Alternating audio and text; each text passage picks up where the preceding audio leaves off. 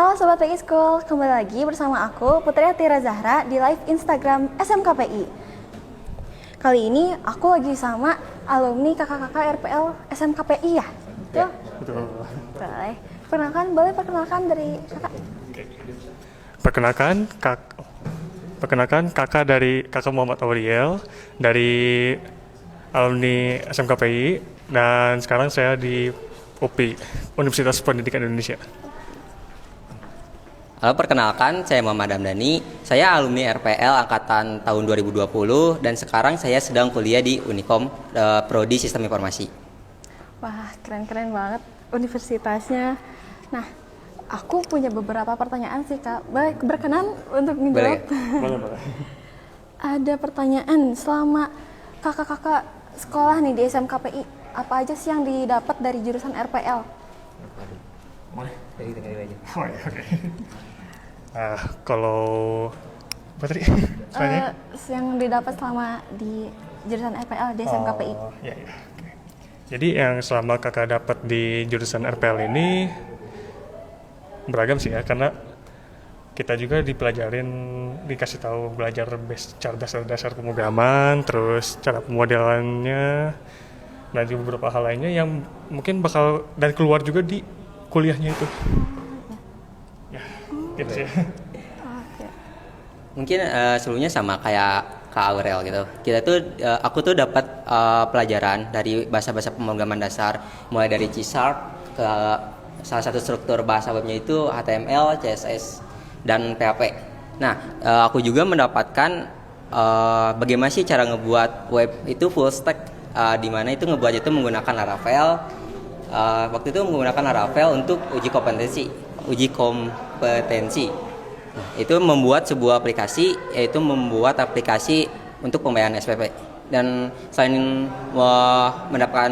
mendapatkan ilmu dari membuat website juga, aku mendapatkan ilmu untuk membuat game dan UI UX dari Excool. UI UX dari Eskol. Kalau boleh tahu Eskolnya Eskol apa? Untuk Excoolnya itu ada web development. Kalau sekarang kurang tahu ya masih jalan atau enggak. Sebelumnya itu sama pembimbingnya itu Ibu Yola. Bu Yola. Satu alumni dari RPL. Boleh perkenalkan kakak dari... Halo kak. Kakak boleh diperkenalkan dari nama dan sekarang kuliah di mana? Oke, nama saya Nata Pindika Travisi. Sekarang saya studi di Punjabi University Patiala di India. Wah, keren banget di Punjabi. Nah, tadi aku sempat nanya-nanya nih Kak ke Kak Aurel dan ke Kak Ramdan tentang apa aja sih yang Kakak dapat di jurusan RPL di SMKPI Kak.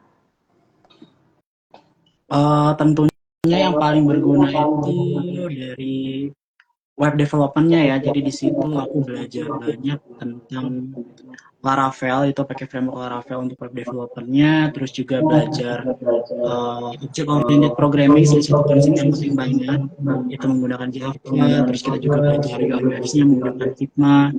Pokoknya banyak sih pelajaran yang berguna banget bakal kuliah juga. Oke. Coba menurut kakak-kakak yang dipelajarin di RPL SMKPI itu apa bahasa pemrograman yang menurut kakak-kakak tuh agak rumit gitu? Kalau bahasa yang rumit saat ini sih kakak masih bingung di bahasa Android ya, Flutter mungkin. Terus itu aja sih untuk sementara. Kalau selama aku belajar di SMKPI, paling susah tuh waktu kelas 10 belajar bahasa pemrograman C# untuk membuat game. C#. Oke. Boleh dari kakak kira-kira apa yang bahasa pemrograman yang menurut kakak agak rumit atau sulit? Mungkin bisa dibilang Java ya. Kurang suka aja sama sintaksnya, agak ribet. Java. Cukup relate sih sama saya. Karena emang rumit. Boleh untuk pendaftaran SMKPI masih dibuka sampai sekarang ya teman-teman. Untuk infonya boleh hubungin di bio dan juga di pin SMK Link Live SMKPI. Nah, ada pertanyaan lagi nih kakak-kakak. Boleh nggak sih ceritain yang saat ini lagi dipelajarin di universitas dan yang ada kaitannya di RPL? Apa aja yang lagi dipelajarin di universitas? Kalau yang lagi di pelajaran di selama universitas ya, kalau kakak tuh sekarang tuh lagi belajar Java, mungkin nanti semester depan bakal belajar website, terus belajar C++ juga sebelumnya, dan hanya baru situ sih. Soalnya masih lanjut lagi nanti semester depan, bakal mungkin kayak masuk ke Android. Mantap. Kalau untuk aku, untuk di semester awal tuh aku belajar bahasa C. Untuk dasar dari pemrogramannya, lalu ngulang lagi untuk belajar itu kayak belajar HTML, CSS, sama JavaScript. Nah, buat sekarang aku tuh lagi belajar buat otodidak, itu belajar ke Next.js pakai React. Keren, boleh. Pasti setiap universitas beda-beda ya. Dan kalau dari Kak Dika, apa aja yang udah dipelajarin di universitas selama sejauh ini? Oke, buat dari basicnya itu sama sih, kayak yang C++, terus nanti maju lagi. Mungkin yang agak beda tuh dia lebih banyak ke di SA-nya ya, kalau di ini gitu. Jadi kita belum masuk yang ke web atau gimana, tapi emang kita lebih ke grinding algoritmnya. Oke, paham. Lalu lanjut ke pertanyaan selanjutnya, yaitu kira-kira aplikasi atau project apa yang udah kakak buat selama di SMKPI dan atau sampai sekarang yang lagi dikerjakan? Kalau dari kakak ya, yang udah dikerjakan selama ini, apa ya? Mungkin dari game, terus mungkin dari website juga, sama ada yang dari Java sama C++, ada juga programnya kayak misalkan dari C++ tuh membuat beberapa materi yang ada di kalkulus, lalu berikutnya yang di Java itu kadang ada membuat apa ya namanya cara untuk membuat CRUD yang ada di Java menggunakan Java NetBeans. Lalu website juga sama menggunakan metode CRUD untuk membuat organisir kayak pengingat jadwal dan tugas. Lumayan, sulit. Kalau selama aku di SNKPI, mungkin aku pernah bikin proyekan tuh itu untuk Ujikom, yaitu ngebuat sebuah tadi yang sudah dibilang itu aplikasi untuk pembayaran SPP di sekolah. Itu sama menggunakan Laravel, di mana fungsinya juga ada sistem CRUD, create, read, update, dan delete. Lalu untuk saat ini, sebelumnya aku pernah bikin proyek yaitu sebuah aplikasi untuk booking salon berbasis website. Itu tuh syarat untuk pendaftaran bootcamp yaitu Kompes. Nah, lalu untuk sekarang juga aku di kampus tuh ikut sebuah divisi IT. Di sana tuh sekarang aku masih belajar untuk mengikuti membuat sebuah aplikasi berbasis website yaitu namanya itu Space Classroom, di mana itu tuh mirip ruang guru, tapi di sana tuh itu terdapat chatbot, chat AI. Lalu di sana juga kami masih mengembangkan bagaimana sih menerapkan sebuah AI atau virtual tidak hanya di chat, ada virtual apa yang namanya tuh kayak orang gitu buat bisa membalas apa yang kita tanyakan. Kayak virtual assistant ya, Kak? Nah, ya itu kan namanya virtual Mirip. assistant. Kalau dari Kak Dika, boleh apa aja yang project yang udah kakak buat dari selama di SMKPI atau yang sedang dikerjakan sekarang? Kalau di SMKPI sendiri mungkin nggak jauh beda ya. Kita sama-sama uji kom, itu juga pasti menggunakan Laravel sebagai framework. Terus untuk Java itu ya ada project menggunakan NetBeans. Kalau selama saya di kuliah, mungkin semenjak semester 3 itu memang saya minatnya di data science. Jadi saya ada project-project exploratory data analytics, kemudian beberapa machine learning, terus NLP, Neural Language Processing, Natural Language Processing itu ada juga. Keren banget. Eh, Kalau dari kakak-kakak, ada nggak sih saran untuk dari jurusan RPL gitu untuk bahasa pemrograman yang eh, dibuat, maksudnya yang dipelajarin tuh harusnya dimulai dari apa sih? Biar lebih gampang untuk mencernanya.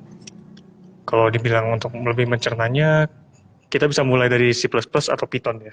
Nah, dari situ kalau kita udah belajar jauh, kedepannya kalau kita belajar yang bahasa baru itu bukan lebih gampang soalnya caranya sama, cuman beda interpretasinya aja. Oh, oke. Python dan C++. Ya. Ya. Yang tadi kata Kang Aurel itu benar kayak gitu. Nah, untuk aku itu sekarang itu fokusnya ke front end developer. Buat teman-teman yang ingin jadi seorang front end developer di bidang website, untuk awalnya itu kalian bisa belajar seperti HTML, CSS, JavaScript, di mana kalian terus nguatin fundamentalnya di CSS sama JavaScript ini. Lalu kalau kalian sudah mahir di JavaScript ini, kalian bisa masuk ke React. Dan lalu jika sudah bisa untuk React, kalian bisa lanjut ke pakai Next.js, terus ke TypeScript, dan lanjutannya lagi. Wah, boleh kalau dari Kak Dika, saran untuk belajar dari awal gitu untuk anak-anak RPL, mending belajar dari bahasa pemrograman apa sih?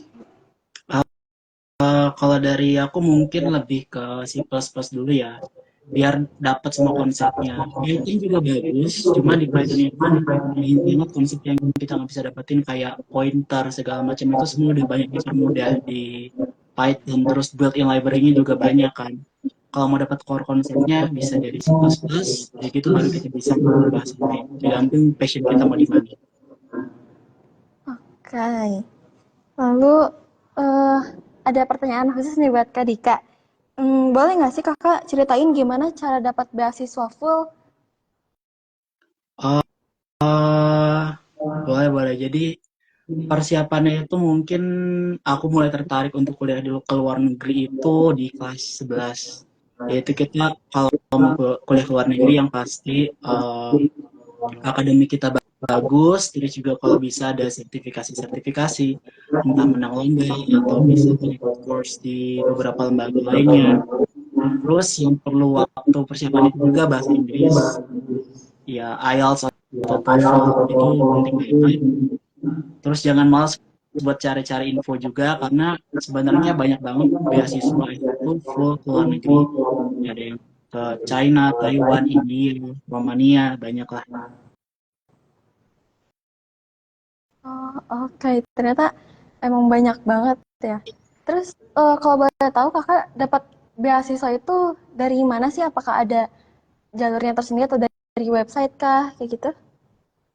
Kalau saya untuk ICCR India ini di websitenya itu jadi dari pemerintah India menyediakan beasiswa itu kuotanya sekitar kurang lebih 20 orang untuk S1 sampai S3 dan itu teman-teman juga bisa daftar mungkin untuk tahun ini udah tutup tapi tahun depan nanti buka lagi itu nama beasiswanya ICCR kalau teman-teman tertarik.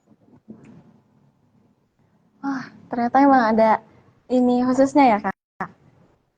Iya benar Kak. Boleh untuk teman-teman yang penasaran untuk nanya-nanya boleh komen ya di IG. Lalu boleh kita sambil menunggu nih pertanyaan dari teman-teman yang nonton. eh Menurut kakak-kakak, apa sih kelebihan SMK ketimbang SMA? Kayak yang udah disebutkan lah ya, soalnya dari SMK sendiri kita udah punya basicnya sendiri, belajarnya dari mana. Nah, kalau misalkan kita masuk ke jurusan kuliah yang sama, harus sama. Kalau enggak ya basicnya nggak akan kepake. Nah, kalau kita pilih yang sama, itu kita udah punya startnya sendiri. Jadi kita lebih unggul dari teman-teman yang dari SMA yang di satu kuliah itu. Tapi jangan jadi angkuh juga. Soalnya kan kita juga bisa bantu juga ke teman-teman buat pahamin sama-sama gitu. Jadi bisa saling membantu juga ya ke Betul. teman-teman. Selain Oke. itu kan basicnya selain itu kan ada ini juga ya, kalau di SMK tuh ada PKL ya. Iya. Sama di kuliah juga ada PKL, cuma kita kalau kita udah tahu caranya kayak gimana, prosedurnya kayak gimana, mungkin kita lebih paham aja jalannya gitu. Udah berpengalaman gitu ya sebelumnya. Betul. Oke. Nah, kalau untuk dari aku gitu, untuk kelebihan dari SMK dibanding SMA, tapi benar kita udah dapat basic skill. Jadi jika ketika kita keluar dari SMK ini, kita tuh nggak harus takut gitu, pusing harus kemana, nyari apa ya dibilang tuh kayak harus masuk kemana gitu. Nah, kalau kita udah SMK, misalnya saya jurusan RPL gitu, ketika saya keluar SMK, saya itu bisa memiliki skill di mana di RPL terus bisa mencoba untuk nyoba ke startup atau apapun itu. Lalu untuk kelebihannya di masuk ketika masuk ke universitas, ya kita itu waktu kita masuk kita udah memiliki basic skill, apalagi di semester awal itu tuh kita ngulang lagi dari awal dan bisa dibilang kita tuh udah paham gitu untuk apa pengerjaan soal-soalnya dan lain-lain. Dan benar jangan angkuh. Boleh kalau dari Kak Dika, eh, menurut kakak Ya apa kurang kelebihan SMK ketimbang SMA? Boleh? ya kurang lebihnya sama sih. Jadi ya kita lebih fleksibel aja. Setelah lulus kita mau kerja bisa, terus kalau kita mau lanjut ke universitas juga bisa. Setuju juga tadi untuk di semester-semester awal itu kita benar-benar udah bisa, mungkin semester 1 2 itu udah master lah ke pelajarannya, karena itu benar-benar ngulang dari yang C++ tadi. Oke, berarti benar-benar mulai dari awal banget gitu ya. Iya benar kan. Nah, next ke pertanyaan selanjutnya. Kira-kira setelah lulus kuliah, rencananya pengen kerja di mana dan di bagian apa nih kakak-kakak? Mungkin kalau yang dari rencana kakak ya, mungkin masih agak sama-sama atau gimana. Oke. Untuk rencana ke depan kakak mungkin antara ambil S2 atau sambil ini mungkin sambil kerja jadi IT junior mungkin. Oke, kira-kira di mana tuh kalau boleh tahu? Di mana? Rencananya kerja di mana? Masih belum kepikiran sih ya, soalnya masih jauh juga kuliahnya, masih belum Oh, beres. Kalau dari aku tuh punya impian ketika aku lulus, aku pingin join sebuah suatu startup, yaitu kalau nggak ke Traveloka atau ke Tokopedia gitu. oh, lebih ke development aplikasi ya? Ya, betul. Saya ingin mendaftar tuh sebagai front-end developer, ya jika bisa pin full stack. Wah, keren banget. Boleh kalau dari Kak Dika? Kalau saya sih sebenarnya ada rencana buat lanjut S2 dulu, tapi nggak menutup kemungkinan juga kalau kerja saya tertariknya di ya mungkin data scientist atau data analytics itu. Untuk kerjanya di mana belum kepikiran juga, entah di perusahaan India atau perusahaan Indonesia nggak masalah sih. Kalau di Indonesia juga nggak keberatan gitu ya, Kak? Enggak. Oke.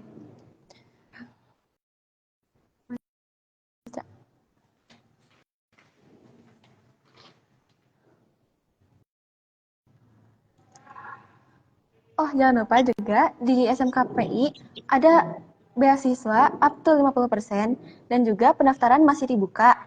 Jangan lupa ikutin terus IG SMKPI di @smkpi. Boleh buat teman-teman yang lagi nonton live-nya, kalau mau nanya-nanya mumpung ada kakak-kakak alumni dari SMKPI. Boleh ya teman-teman kalau mau nanya, tinggal komen.